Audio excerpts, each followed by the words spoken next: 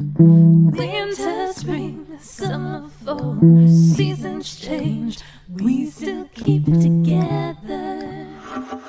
Hey Beverly Hills 90210 fans! Are you ready to dive deep, episode by episode, storyline by storyline, character by character, as we break down the making of your favorite zip code? With your hosts, Charles Rosen. Did I say that? Harry This Mullins. heinous thing about the real person, and we're going, what? We're getting rid of this guy. Pete Ferrero. I'm feeling wonderful. Kathleen looks TV crush-worthy. Like so many special guests. And all your questions. Live on the Beverly Hills 90210 show. Oh, yeah. Everybody dance now. And there we are, back live here on the Beverly Hills 90210 show, waiting for our special guest to pop in. Good. This gives us an opportunity to talk about the drama that unfolded over last week, I think. First off, did you have a nice Thanksgiving? Fantastic, yeah. Because my oldest son came in from Cincinnati with his wife, and we were a family, had a nice family one, and Dee, my wife, just killed it with the food. It was just great. It was a food fest. That's amazing. And I did as well. Did you? There is something I do want to get to. You got yourself in a little bit of trouble that last week on our hot takes episode. Yeah, I feel bad. I mean, yes, the Brandon Andrea. I wasn't hoping you would bring that up again. But look, we've been down that road, and just I don't know. People, you want to believe that was a couple, they can. It's fine. I don't want to bust their balloon. No, I understand, but that's their whole identity. That's fine. They're very upset. Do you have anything apology? Do you want to apologize? What would I be apologizing for? I just was trying to be as honest as I could. Right. And people, sometimes if they don't like your answer, they just keep asking the same question. And it's just I have a clip. I thought we were pretty obvious what we talked about.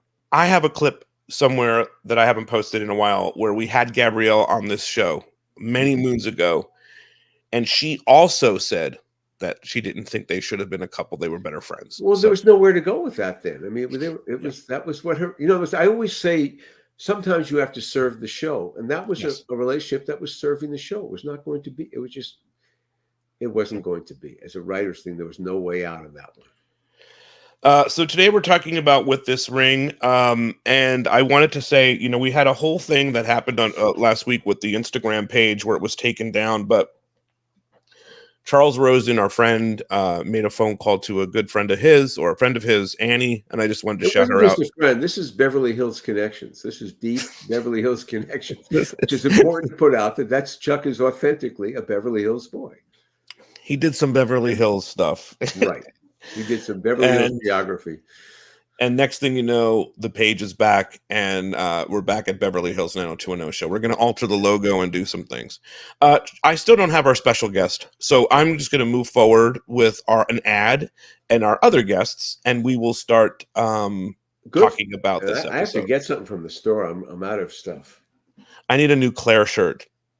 Let's see what you got. Yeah. All right. This is an old new ad. Well. When was the last time you checked out the Beverly Hills 90210 show shop? Because now it's loaded with so much more stuff. Did you ever want to join the gang at CU? Because now you can wear your official CU t-shirt. Or want to get into the fun with America's zip code? Represent with this cool swag. Or maybe you have an invite to the Peach Pit after dark and need the coolest shirt ever. We have loaded the store with so much more. So don't be a squeeze. Head over to Beverly Hills 90210showshop.com for all the latest goods.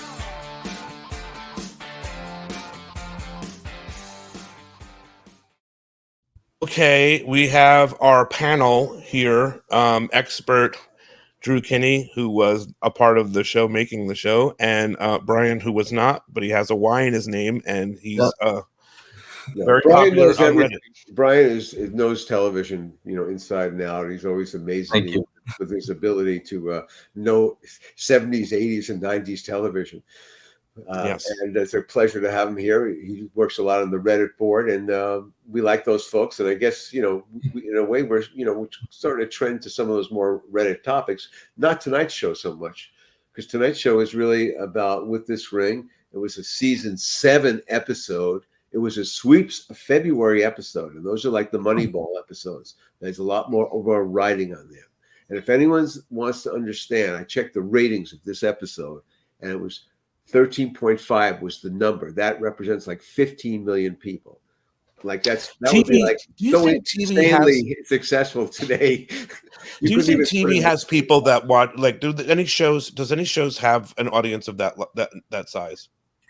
No, probably, other than the special events, probably not anymore. I'm sure, like, shows now are successful if they have a 2-point rating, a 3-point rating. Yes. So that just gives you some perspective, and that was on Fox, which didn't even have 100%, penetration in the U.S. Not every market was there.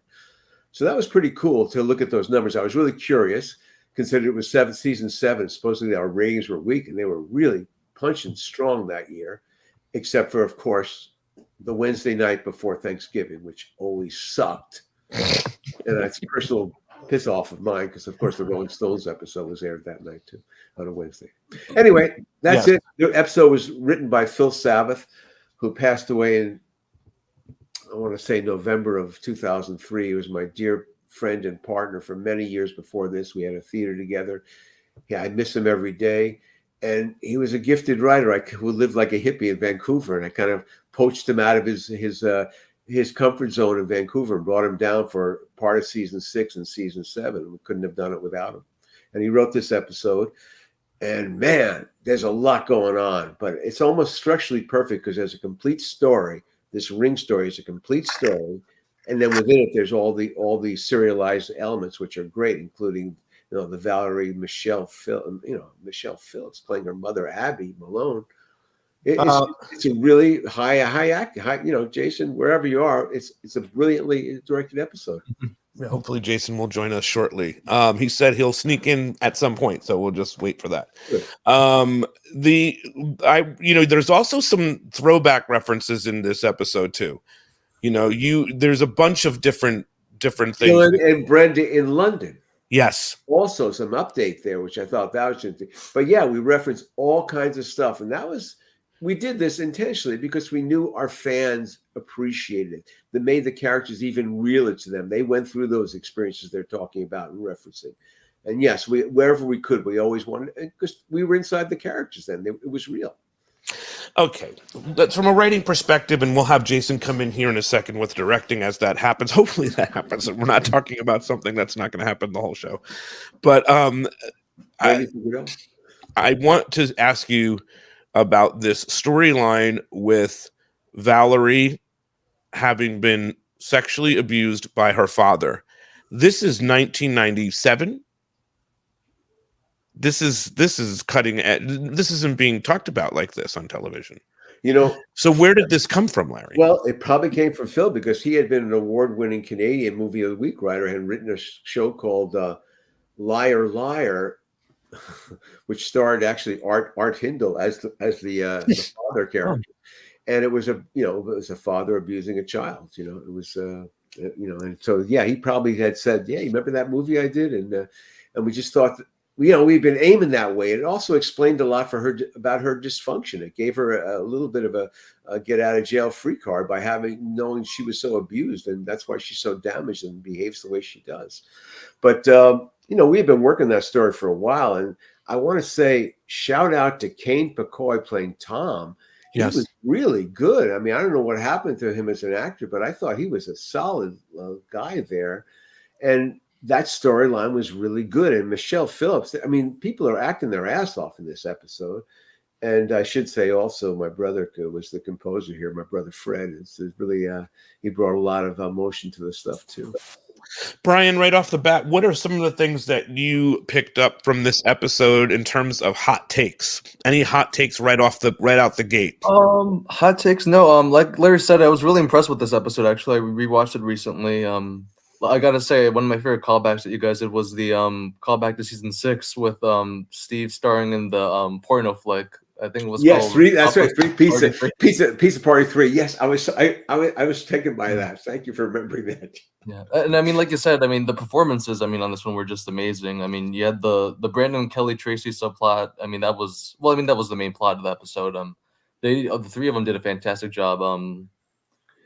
Specifically, Tracy. I mean, you really had to feel for the girl being in that situation. You know, being so in love with somebody, but he's just in love with somebody else. And I got to give major props to Tiffany too. I think she did a fantastic job with the material.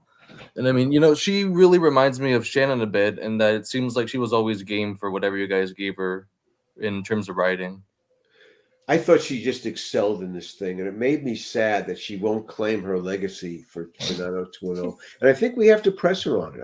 I think we have to put her feet to the fire in the kindest way, because I don't know why she won't come on the show. Avoid talking about the show and taking a victory lap, because she's phenomenal in this. What, the Saved by the Bell? Well, how challenging was that? She was goofy with a soundtrack. Come on. And she's up against Michelle Phillips here. And there was some dynamite stuff. Jason pulled some great performances out of those kids there. And, you know, the whole story of the ring here is almost like an O. Henry story at the end, you know, where Tracy gets the bracelet and Kelly buys the ring back. It's a great, that's what I'm talking about structurally, how this episode was a complete standalone story, but within it waved these bombshell storylines. You know, you got the girl Chloe showing up with Donna, and all that kind of stuff was fun. And and some, you know, beautiful, just a good episode, you know. Drew, any thoughts on this? On anything that you had to set up? Oh, Drew is muted. Here he comes. Sorry. In going back through the episode, the thing that stood out to me the most was the amount of swing sets, all the little sets. So like college dorm room, hallway, apartments, the TV studio, the offices, all those things were all little sets that we built. The only location, I mean, besides the stuff at the beach, like the giant chair and the stuff at the pier in Santa Monica, the only thing I can pick out as a location besides our normal things is the jewelry shop, because that was in Westwood. Yeah, that's right. That was practical. Thinking, how is this place going to work? And we made it work. Hey, I wanted to ask you something. So, did you build the chair, or was the chair something that Jason said, "Hey, let's shoot it on the chair"? The chair was already there. I thought Jason so. Said, I remember him. I remember him calling, and him and Phil said, "Yeah, we're going to do this thing." I went, "Yeah, that sounds good." Yeah, there were some really great shots in this episode, especially that one on the chair. The flashback scenes with Valerie, I really liked. Really good, amazing work there. Oh my God, they were gripping. I mean, this is an 8:00 show. Well, let's talk about this, because Kelly, you have to really love Kelly for this episode. This is a very heavy Kelly episode. And she annoys me a bit in this episode. I feel she's very possessive of someone that she doesn't really possess.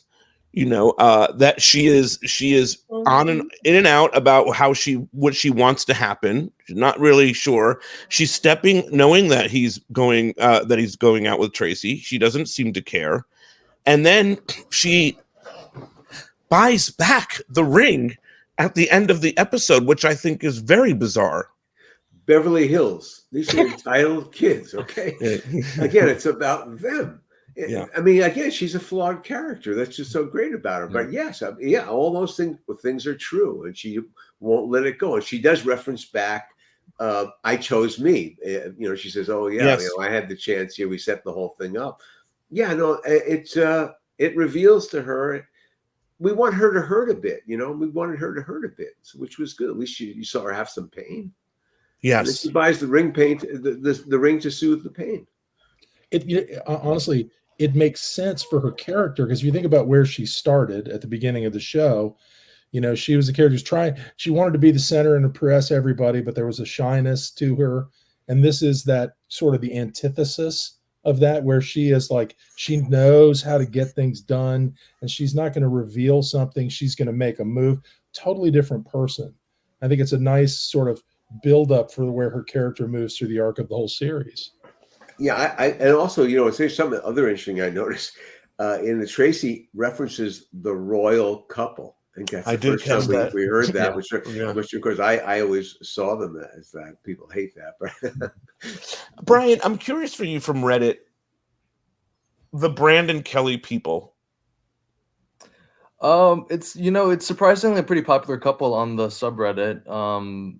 If you can imagine that, you Kelly, both Brandon and Kelly get their fair share of hate sometimes, but they're one of the more popular ones. They definitely like to see her more with Brandon than with Dylan.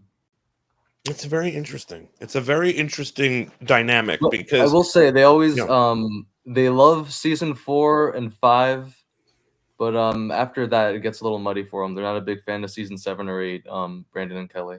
I mean, Well, with this is a season 8 we bizarre. have the whole Emma thing and the not really wedding, so that's understandable. You missed that, Larry. I don't know what that is. Yeah. They almost got married. Yeah, And then at the day of the wedding, they flew Jim and Cindy in. Mm. Jim and Payday. Cindy were both on the show. Payday.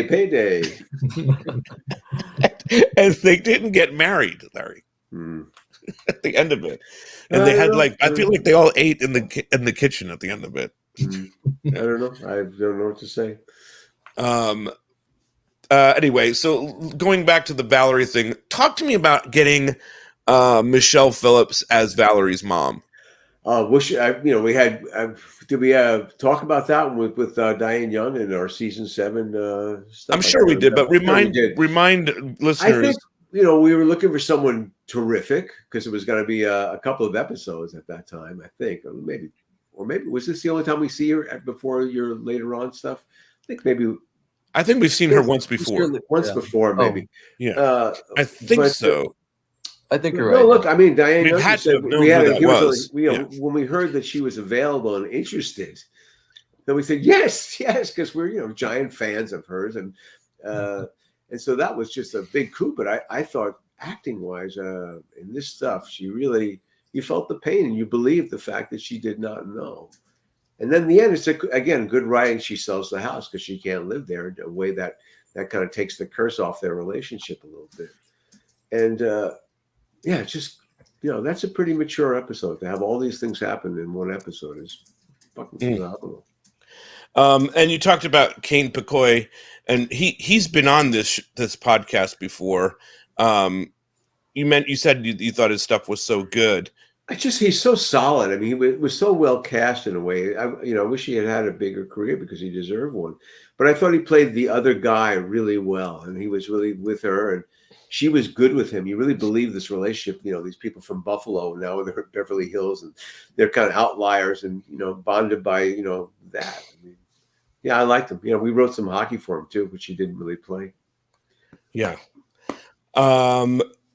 And so, but I thought that stuff was really creepy with the dad in the back, all the dreams that she was having. Gets in the bed with her, for Christ's sakes. I mean, and all that like daddy talk. There's some intense lines. Yeah, like there's one where he's like telling her a story, and he says there was once a girl Once upon a time, made her dad so crazy that he did like all these insane things. Bad things to her. I know. And then the dead body in another episode is Steve Wasserman. It's another black and white. Who is this man that's playing the dad? He would be a special business extra, so to speak, or probably someone actually he probably got residuals for it. But yeah, it's just an actor. What do you mean a special business? We extra? need to match some. Well, that's a title. That's a because he has no lines. And whatever the deal. What does that mean, though? A business extra? Well, if you're featured in the background, for example, if you're like juggling and something, you'd be a special business extra, so you get an upgrade. Oh, so he probably gets a day player. Yeah, it's a day player with an upgrade.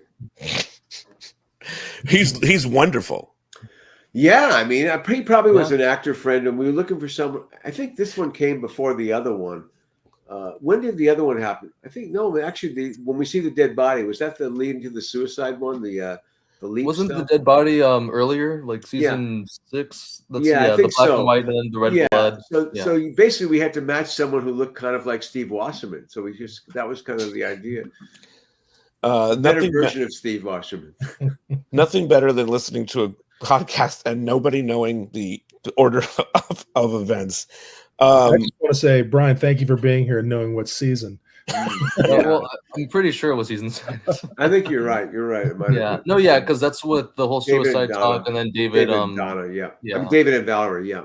Yeah. I'm on It is IMDb looking for this person, and I don't see who played the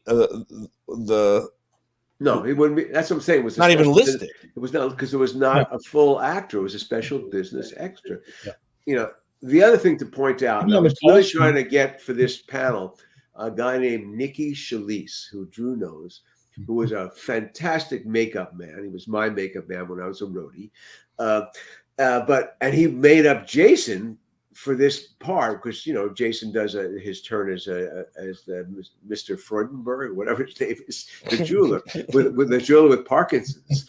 Right. It's very detailed. The work there, it's very detailed. There's a whole backstory going on. He might have been by a concentration camp at one point as a baby. I don't know. This German guy. I really wanted to talk to Jason about we got playing off of himself, and doing that. So I mean, before he had told us, because we had him on as a director. Yes. And he told me, he said when he did it, he didn't realize how difficult it was going to be because he had to do the makeup for so many hours. Yeah. To get that right, that it was a lot of time away from the set when he should have been directing. So I'm holding in case hopefully he shows up to talk about that. But I wanted to talk about this carnival or the Santa Monica Pier. Yeah. Mm-hmm. This Santa Monica stuff. We have a few things going on. Donna is with the firefighter. Oh, Cliff, yeah. Cliff, yeah. I don't know what I feel about that couple. It feels so awkward.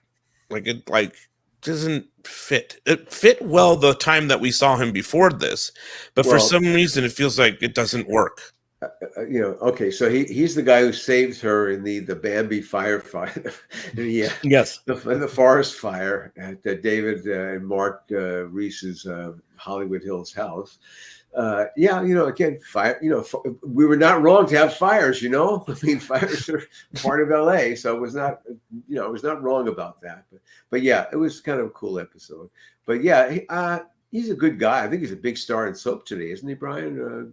Greg Vaughn. I think he's a big soap. I think he's working Lifetime stuff. But it was just. And those definitely done soaps. Yeah. We had to have a romance in there because we weren't going to go right to David. So just like we had the Chloe character, we have the Cliff character. I mean, it's not rocket science, and he's a good-looking guy. And again, she's always faced with the same dilemma. Men at this point are expecting to get intimate, and she's not going to go there. And that's kind of fun in the Chloe David scene where she kind of teases David about that. She doesn't believe it. She's a virgin. She said, no, I'm serious. She's not. Kind of, again, we kind of, seize the bull by the horns there, just kind of talk about it a second. But yeah, so we have a little bit of a titillation with the Chloe and Donna. That's a nice, again, all these triangles are working. In the storytelling here, in the serialized storytelling, we're just running one triangle after the other. It's a triangle offense. Thank you, Phil Jackson. I want to say I've talked to Chloe, to Natalie, her people, and we're going to make that happen at some point. So she'll be on the she'll be on the podcast. And I also, my brother and I wrote the song she sings for this. So not in this episode, but it's in another episode, a couple of episodes. We have Randy Spelling in this episode. Yeah. It's you have a little bit. Again, this is a real light C story about Randy thinking about he's going to get laid, and Steve having to be the loco parentis, as Claire points out in there.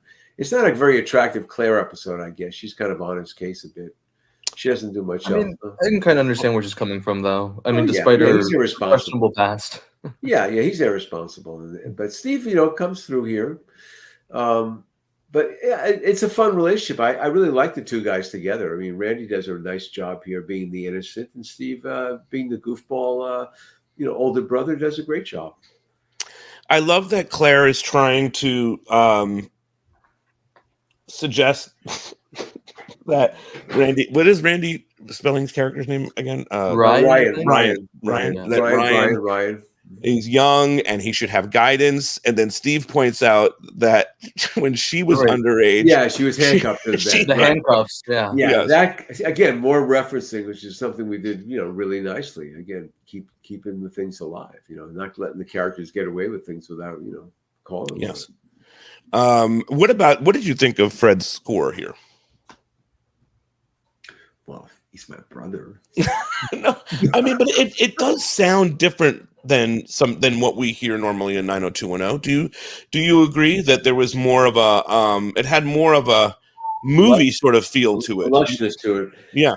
He was probably coming off doing like Friday the 13th 5 or something, so he had that delicate touch for no, he had been doing a lot of horror films before this. Yeah, well, wasn't he doing that show Forever Night? Forever Night, he was the main composer. That's, you know, that he'll love that. Wasn't that the same time frame about? Probably so. Yeah, absolutely. Probably. You're absolutely right. He was doing that and some other one, this other Friday the 13th series. Yeah. Oh, right. So, but Fred, you know, he's just finishing. You know, he did his Johnny Mathis every year. He does Johnny Mathis Christmas and stuff. He's a record producer now in Nashville and L.A. But no, he's been a phenomenal creative force his whole life, and we've had many collaborations over the years. I'm so fortunate to have a brother. I couldn't understand what was going on with David and Donna. What I was trying to remember why there was a conflict and what had happened between them. Does anyone remember that? I'm hoping Bryan does. Used too. I think they were having issues, and then Cliff came back, which I guess Donna was having this kind of what do I do since Cliff has returned. And it really, I was confused too, because Claire says the whole, well, it's a double standard that David's with Chloe, but I mean, David has said he's not attracted to Chloe, whereas Donna's with her ex-boyfriend at a carnival. Yeah. I don't know. I was really confused by that element of it. Okay, there's not a carnival. It's a pier with carnival rides. Oh, I'm sorry. It feels like a carnival. Wait, I want you to take you all there. I mean, Drew has been there many times. It's really a great piece of LA. It's something. Why did Bryan refer to it as a carnival as well? No. I did say carnival. Bryan did, yes. Yeah, because he's a Northern California guy. He hasn't appreciated the seediness of the Santa Monica Pier. I mean, I think I knew that too, but like, I just, it feels so carnival. Oh, by the way, Chuck had asked me to do clear something up from the last time we spoke. Okay. Where I said something where Encinitas, I said the city of Encinitas was in Orange County. Right. It's not. It's in San Diego County. Chuck said that was such the wrong thing to say. He was very upset. He wanted to do a whole other show apologizing. That sounds like a Chuck thing to say. He did call me about that as well and tried to connect us on a 3-way call. I missed a lot over the last week. Reprimand both of us about it. So Chuck's recovering from COVID. Unfortunately, he finally had a rough bout. I will say Chuck came through with this whole Instagram debacle. Like, it had a level that I didn't even believe would ever happen. So leave it to Chuck struggling with COVID and being able to get the Instagram page up. One touch of sad news that we should talk about. Good positive news in the fact that Shannen has a podcast that's coming out. But she revealed in an interview, Drew, I don't know if you saw this, in People, that the cancer has spread to her bones, which is scary and sad. And I don't know, like, I think of Brenda Walsh or anything that Shannen has played, and she's so vibrant and full of life and so dramatic and so not dramatic when she needs to be. Like, I just see that person on screen, and it's such a sad thing. Larry, did you see this earlier today? Yes, earlier this morning I saw it, and I thought maybe it wasn't, updated news. It came from People magazine, but maybe it was. I believe it's updated news. Yeah, it's a bad turn. Yeah, but God bless her. But, I know she's been really busy doing a lot of autograph shows, to her, to the fans are just gone crazy to see her. So she's so generous with her time. And, she's out there. She's taken that, she should. She's, people, they love her. They love her for this. They love her for Charmed. They love her for Little House on the Prairie. I mean, she was a part of American culture. So, the other thing to point out here is, Brandon and Tracy are not getting along at all. Well, I mean, again, something happened in a previous episode. Yes, she found the ring, and she thought it was for her, but it wasn't for her. And so, yeah, it's just one of those great moments. Again, that was pretty cool that we kind of set that up because, again, it was a long game. We knew we were going to be reeling this in. This relationship was going to wind down toward the end of the season. So we had to kind of make it, again, keep the emotional reality. And this ring thing is, is dynamite. It's just, it means so much. And yeah, she finds it, and now so we see them, and she's just frosty as all hell to Brandon in the beginning of this, and it ends up well for her when she gets a gift at the end, which is just, again, Kelly won't commit to him outside the jewelry shop. There's a moment there where he says he was there to bring it back, and she doesn't jump at it. I mean, and there's right there for her, and she doesn't do it. But I think he doesn't make it clear that he still has it. There's a lot to break down here because, first of all, at the television station,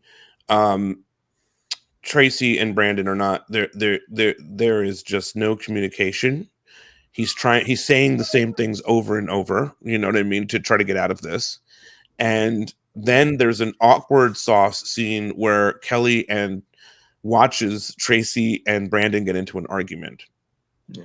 All this with the backdrop of the 100th broadcast going on as well. It's just kind of fun. Again, we try to have these little events. We get Nicholas Pryor a day of work. God bless Nicholas. He's in North Carolina. He's in Wilmington, Drew, if you're ever there, with his wife, who we also love, Christine Belford, who played Samantha Standers. Yeah. This was a stacked episode. You guys had a lot of guest stars. You got Nicholas, Randy, Michelle Phillips. Michelle, yeah, it was a stack. Kane McCoy and Natalie.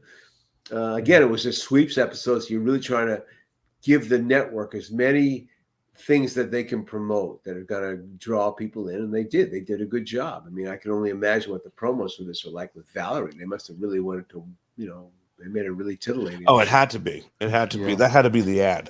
Yeah, though, again, the ring thing is the thing that really resonates from this. That story to me, is perfect. And then, so go ahead. It's the lovely CUTV logo in the TV set. I mean, come on. Oh, that's what draws the people in. That's what got us from 11 to 13. I mean, come on. Does it help that you have TV equipment and you're able to make a TV set because you do have some of those things as props? Or do you not use any of those things? Oh, no, all that's rented. Yeah. Because everything that's with the crew is being used. It costs too much. Yeah. I mean, you'd spend 15 times as much to use that the real equipment, than using the dummy stuff. So you rent out dummy TVs, all that other stuff. Yeah. Yeah. I mean, the TVs are like, you buy specially synced TVs. So they're made and color timed to be shot, and use a Barton box on the camera to get the roll right, because you get that refresh on the video screen where you get the bars. Yes. That eliminates the bars by getting the two in sync together. You can always tell when somebody does a real cheap show because you see the bars and they just don't say anything about it. They just kind of glance over it, move real quick. They didn't want to do all that. Yeah. I mean, there's someone on set who does just that, video playback. Yeah. That's someone's job. Yeah. And so then at some point, Kelly says, we referenced the Donna hostage situation too, where Donna Yes, I also like that Claire. Said something about Donna. I love your hair this way, and I was wondering if I love your hair color this way. Is that something you would have written? I feel like they just improv that. Maybe. I feel it was very natural conversation. Maybe they asked Phil because he would have been, the point man on this. Yeah, I feel like that was added in. You can throw it in. If we don't like it, we could always take it out. So yeah, why not? Anyway, Tracy does go to confront Kelly. Yeah, that's cool to be able to do that, to kind of put two people like that together who never have a scene together. Okay, so now. Well, she can't. Jill can't look her in the eye, so that. I'm just kidding. Yeah, sorry, that's an old joke. That's an old Jessica Alba joke. Sorry. Oh, I don't get it, but. Remember that Jessica Alba said that she couldn't look. Right. Sorry that you missed that. So. Oh, I didn't get I forgot the Jessica Alba story. Yeah. Yeah. No. But that was again, if you can write, as a writer, you want to be able to do stuff like that, to put people like that together. Rather than have them talk behind the back of how they're pissed off, let them go right to it and confront it. And that creates a pretty good scene, and really an awkward moment for Kelly, obviously, to have her show up there. And everyone's in a pink bathrobe, I noticed. I wanted to bust Molly for this stuff. Because I noticed Michelle Phillips was in like a pink thing, and everyone's got this. So before Barbie, we were doing pink. What did you think of that, Brian, of the scene with Kelly and Jill and Tracy? I thought it was fantastic. You know, for most of the show up until that point, you saw Tracy be kind of meek, you know, in her relationship with Brandon, and you have this whole situation going on, and she's finally starting to, you know, really, it tickles me, you know, seeing her be so frosty, like Larry was saying. She even gets a little nasty with Brandon at the studio, and then when she actually confronts Kelly, I think it's a fantastic scene. You know, she tells her something along the lines of, "It's not fair. I love him, you love him. You were supposed to let him go, but you haven't." Yeah, it's for, you know, it's, you know, might as well get right to it, because it really helps her character, I mean, because she has been kind of a doormatty kind of relationship where he's everything, and she kind of fights for him, which is great, you know. In the end, she loses, but she fights. And I guess it goes back to, you know, this character we were creating for her, which was kind of a Central California, lives on a farm, you know, kind of a little bit, you know, different than the Beverly Hills kids. So I was happy, you know. I mean, Jill's been a friend of the show. It was too bad we don't have her here, but we, you know, we're not really focusing on it. But yeah, she brought a lot to the show, and again, she served the show as much as we wanted her to go on. But there was no, I mean, I wasn't there, but I wouldn't have thought it brought her back. I think they Whereas did. I would have brought did back bring Susan. her back. They did, yeah. They did. They brought her back for a hot second to. She had a new boyfriend. She was in Hawaii. It was very brief. It was a very brief return. Well, you know, John Eisendrath created that character, so he got paid for it. That's how we sometimes look at things. That's sometimes how we look at things. That's why Tracy came back in season 8. There you go. I want to talk about the jewelry store. And I wanted to talk about it with Jason, so we're hoping that he still pops in here. It's not looking good, I would say, at this point.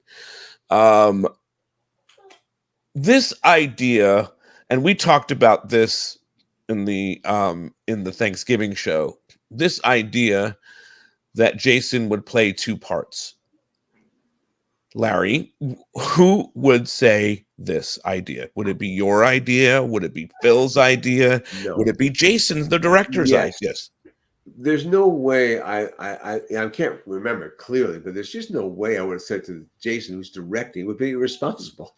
Hey, well, also, why don't you play the other character while you're directing? No, I wouldn't have said that. So Jason probably, to have a good time, to keep himself, you know, invested in stuff, because again, we, you know, this is like episode 200. 200 probably, and you know, you got to keep everyone excited and, you know, challenging.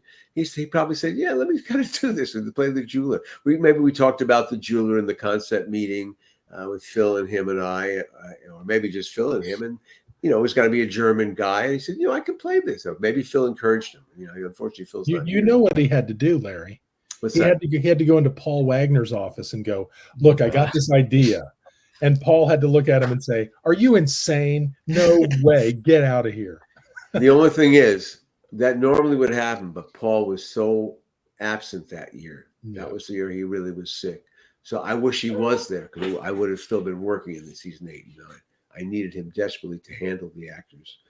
And that's what he did so well. But probably Phil and him just thought it would be cool. And I ran it by me, and I said, yeah, why not? You know, anything to keep Jason, you know, happy and well.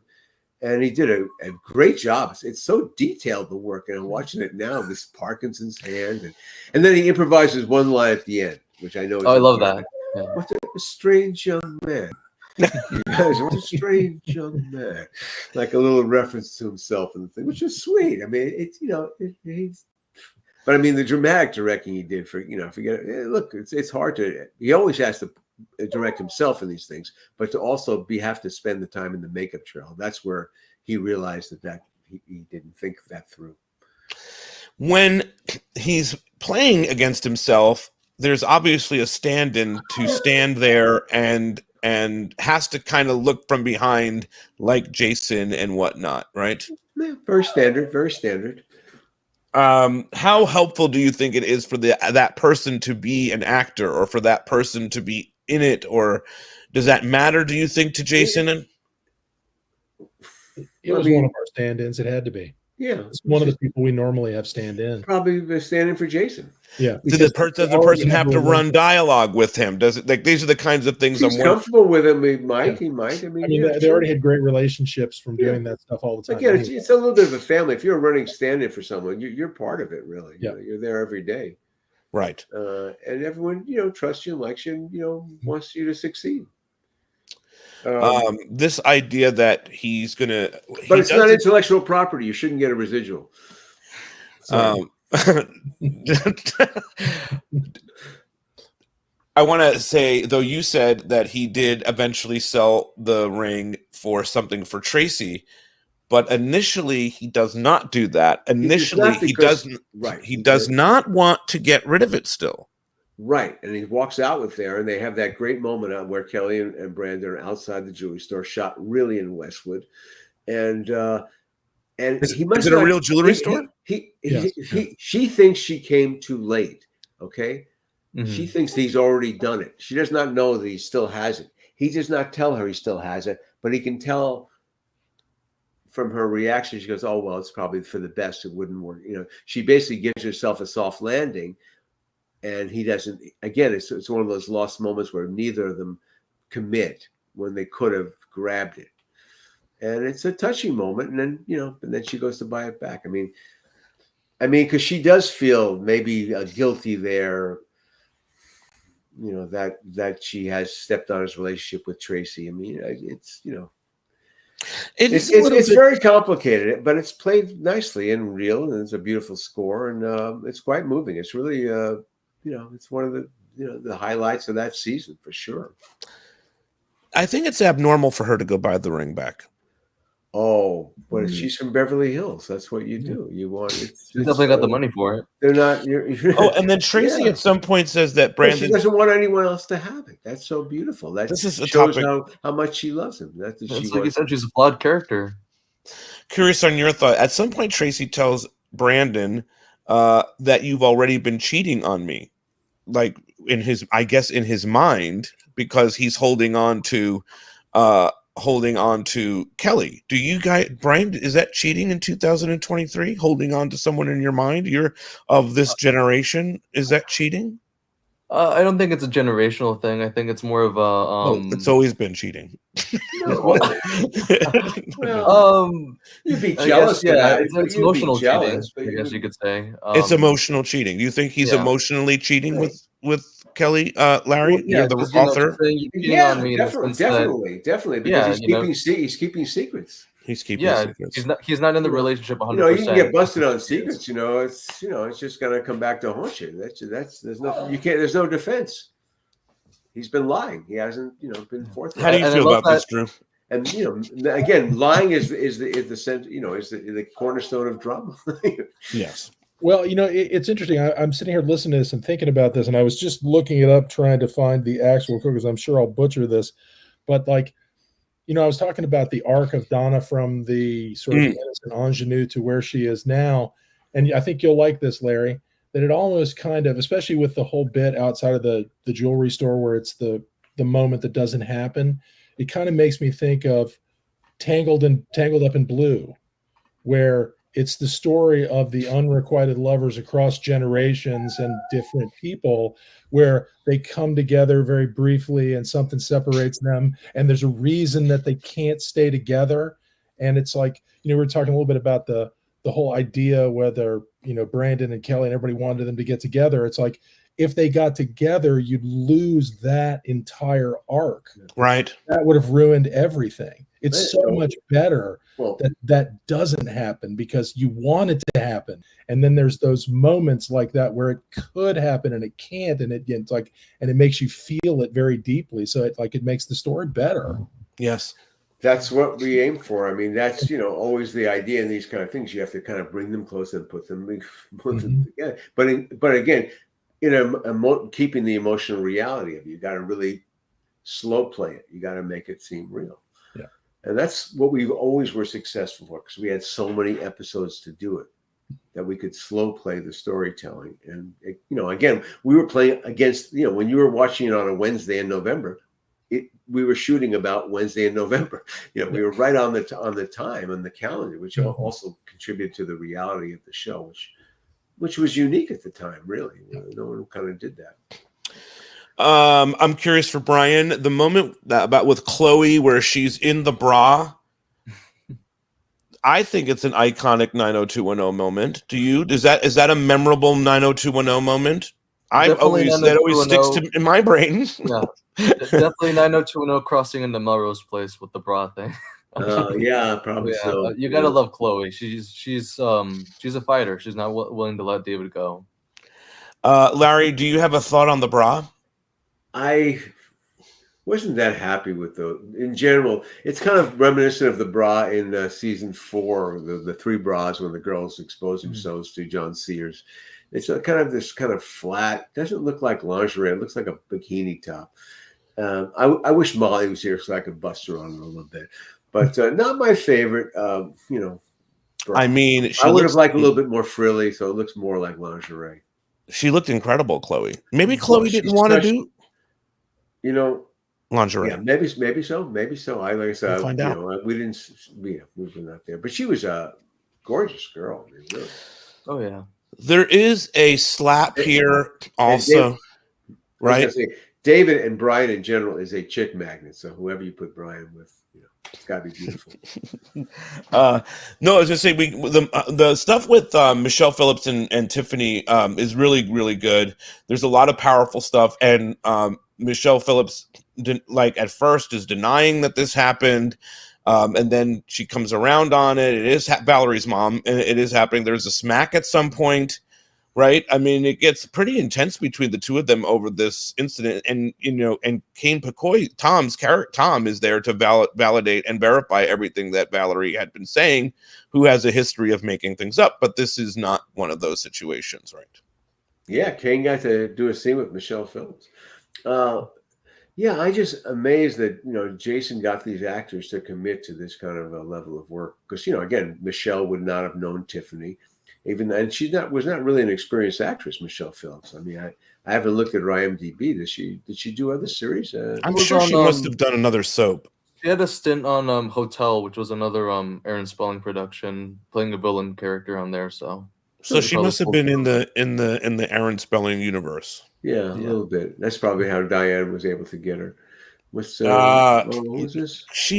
Meaning Kelly buys the ring back because she still loves him.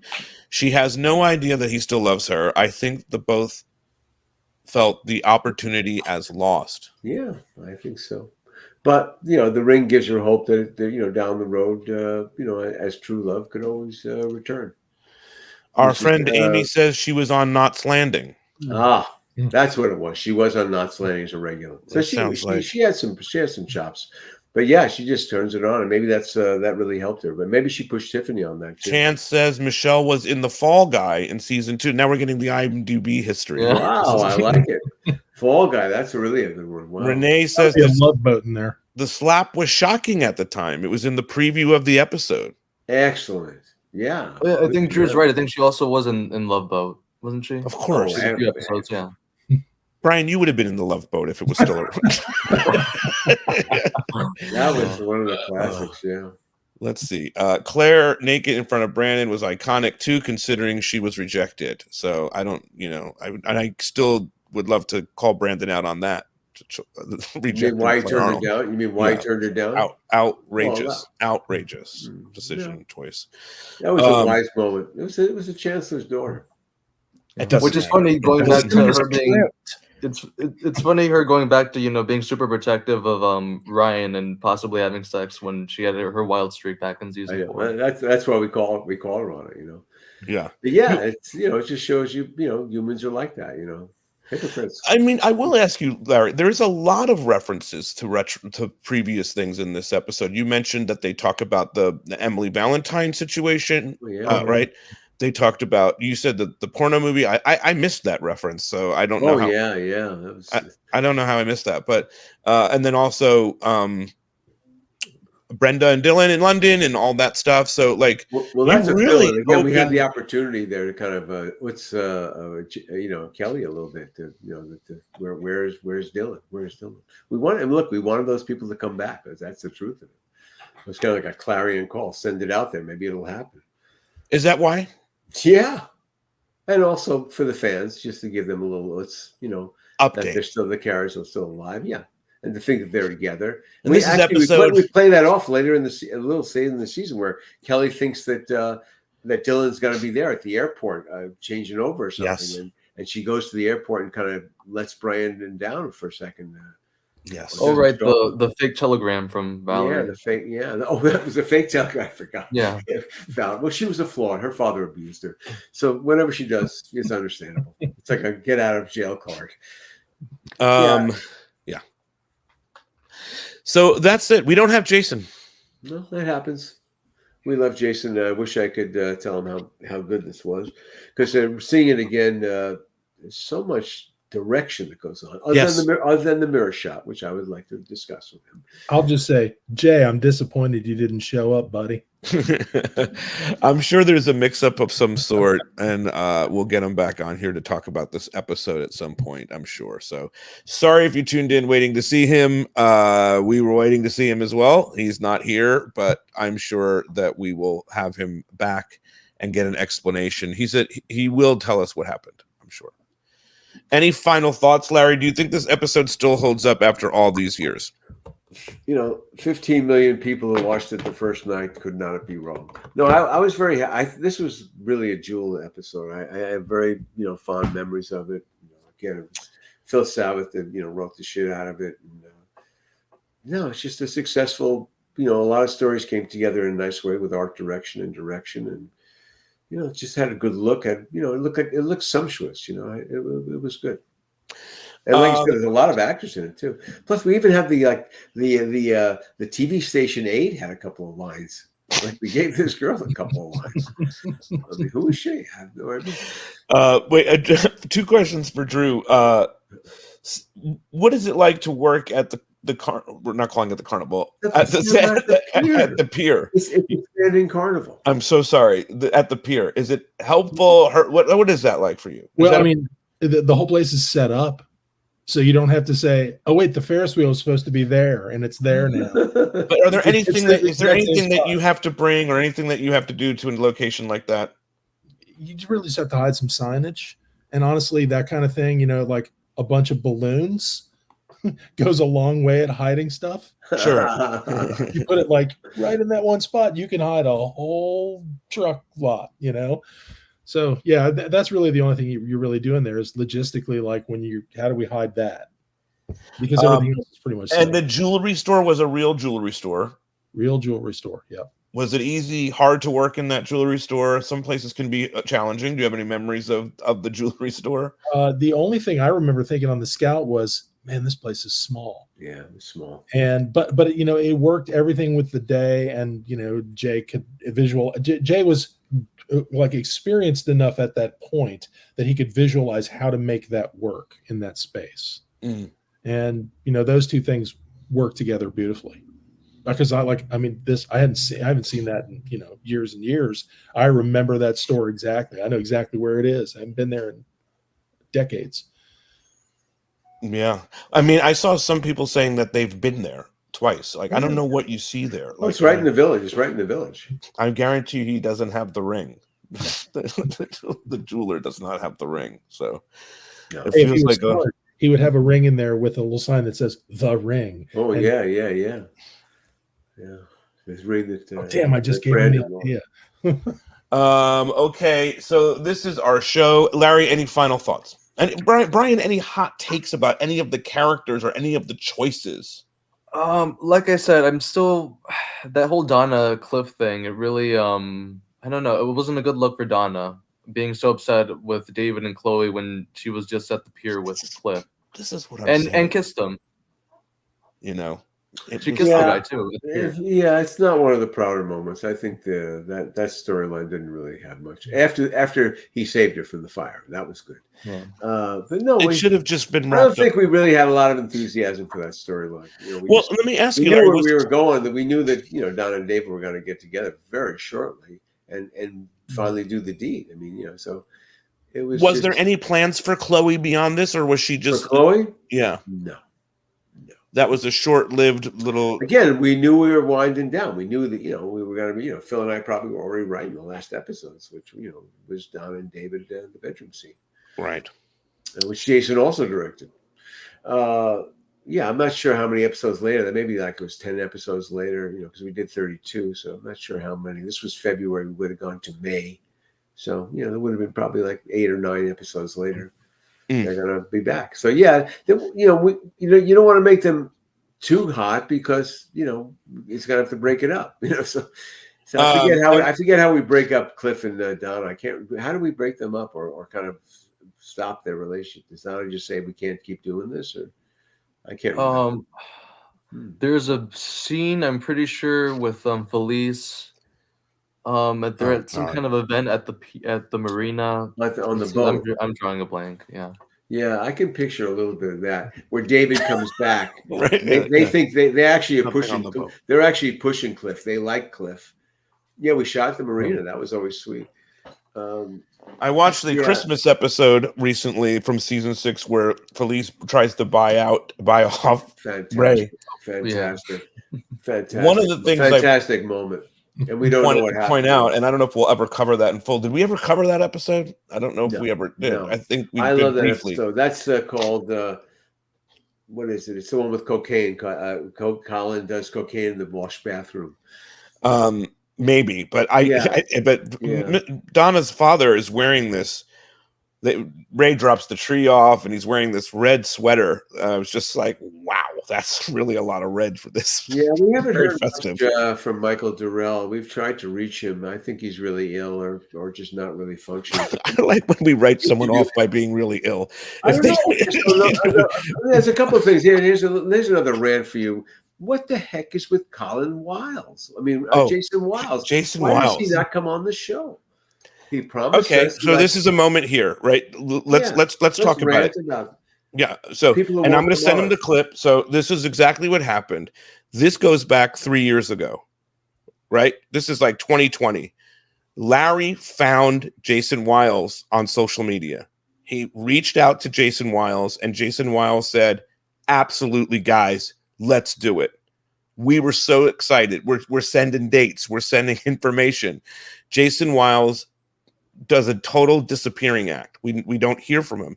We checked more dates. He gave us his phone number.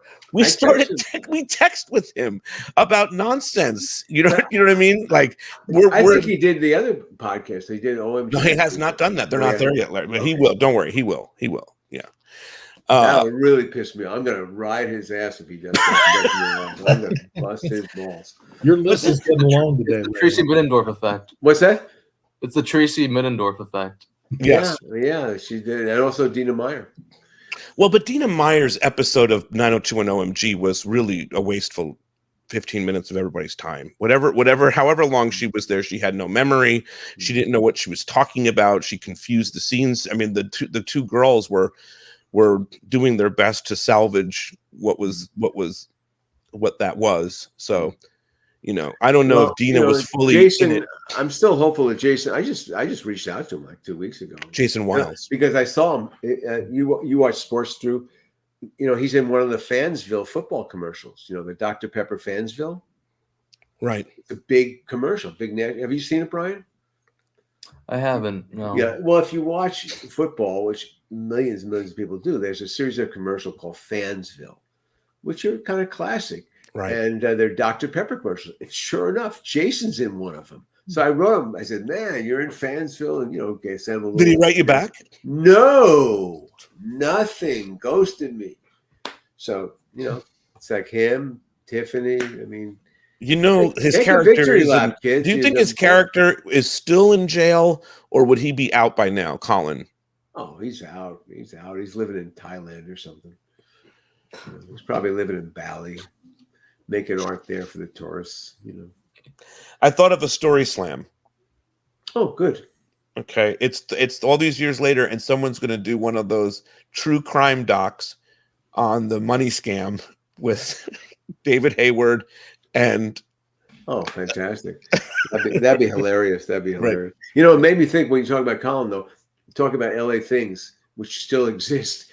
We had the chase, like one of those live chases on TV, with Colin, it's like, I love that. Right, every night of the news here, that's all they cover are these live chases with their helicopter. It's breaking news. There's a live. Okay, chase. but Larry, if no other city has this in the world. If you're home and you are watching the news, do you watch the chase play out? No, I can't. Oh, I'm hooked. It's your fault. I want to see the weather because I'm going to. Larry, I stop whatever I'm doing. I get a box of popcorn. Like Pat Harvey having to talk about the chase. Only in LA. I've got a friend who's another anchor. And I said to him, he was an anchor in Tucson. I said, "What do you do? Like, do you have chases?" He said, "We use your chases." I left the stage in Van Nuys, and I was living in Playa del Rey, and I was going back home, and I got on the 405, and the traffic was really light coming from the city. And by the time I got to Mulholland, there was nobody. And I was like, what the hell's going on? I thought there's a car accident. There's something going on. And as I'm going over, to Brentwood, there's people on the bridges, and I see stuff hanging down the other side. I don't know anything. It was OJ. OJ. I'm driving home. OJ's coming the other way. That's right. I go to my house, and I walk in, and my roommates are just sitting there staring at the TV. I'm like, what are you guys doing? They're like, we're watching OJ, man. Can you believe this? And I'm like, what are you talking about? And I look out my window. That's why I think, that was the Sunset Boulevard over ramp when they have the flight. Yeah, absolutely. I wish he would do some crazy shit again and go for a ride again. such an entertaining couple of hours of television. One of the things we always try to do is real LA things like that, like the car chase, which no other city has. Anyway, that's good. Yeah. All right, guys, this is our show. We will have Jason back. Sorry again. We did wonderful without him. I thought we nailed it. I would love to know. Here's a question I would have asked, playing the part of the jeweler. Right. Okay. I would have asked him about directing Jenny in all these scenes. I would have asked him about directing, acting, and being two characters. That sounds like a heavy task. I was going to ask him about working with Drew. Did he have to ask Drew to move some shit? Well, I think it's interesting that he chose that big chair. As I remember, why did he pick the big chair? That big chair, and he had a vision of how that would be, kind of a little bit surreal. That was question number 4. Anyway. All right, guys, this has been great. We will see everybody back next week. We're going to cover something else. Chuck will be with us. He said, let him know what we want to cover. Feel better, Chuck. And I'm working on Natalie, Chloe, and we will find out what happened with Jason Priestley. And it will all be okay. Everything's going to be, and Instagram page is back, which is exciting. So, all right, guys, have a good one. Bye.